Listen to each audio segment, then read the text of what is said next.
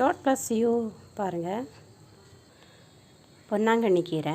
இது கண்ணுக்கு நல்ல குளிர்ச்சி அப்படின்னு சொல்கிறாங்க.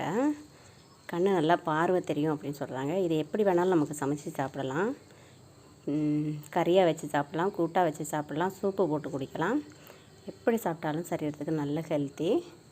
அப்போ பொன்னாங்கண்ணி கீரை இப்படி சின்ன தண்டு வச்சா போதும், நிறையா கீரை முளைச்சி வரும். எங்கள் அக்கா எனக்கு கொஞ்சம் கீரை செடி தந்தா, நாங்கள் அதில் உள்ள கீரையெல்லாம் சமைச்சு சாப்பிட்டுட்டு இந்த தண்டெல்லாம் நட்டு வச்சோம்.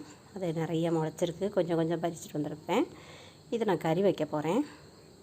கறிக்கு தேவையான பருப்பு நான் மைசூர் பருப்பு தான் எடுத்துருக்கேன். கொஞ்சோண்டு போதும். நான் கழுவி வச்சுருக்கனால அவங்க நிறையா தெரியுது. தேவையான பொருள்: பெரிய வெங்காயம், தக்காளி, பச்சை மிளகா. கீரையை அதை நான் தள்ளி வச்சுருக்கோம். கழுகி வச்ச கீரை அள்ளி வச்சாச்சு குக்கரில். 1 ஸ்பூனு சாம்பார் பொடி, தேவையான தண்ணி, 2 விசில் விட்டால் போதும். நமக்கு தாளிக்கலாம்.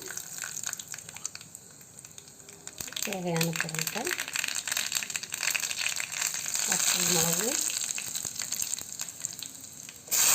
வெங்காயம்,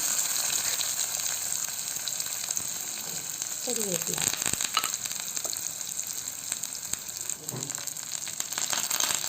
வெங்காயம் இந்த மாதிரி வெந்தால் போதும்.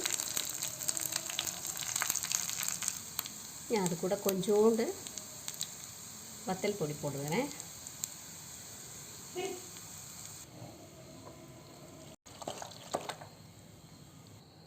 நம்ம பொன்னாங்கண்ணி கீரைக்கறி ரெடி ஆயிடுச்சு. தாளிச்சதை ஊற்றியாச்சு.